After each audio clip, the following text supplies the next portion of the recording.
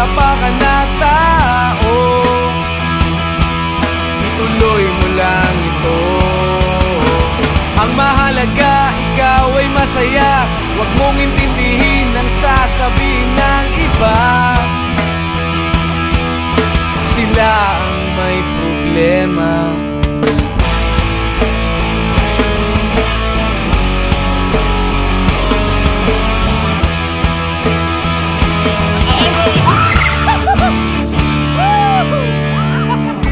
Walang pumapansin sa natatangi mong galing. Mas madalas ka pang laipin.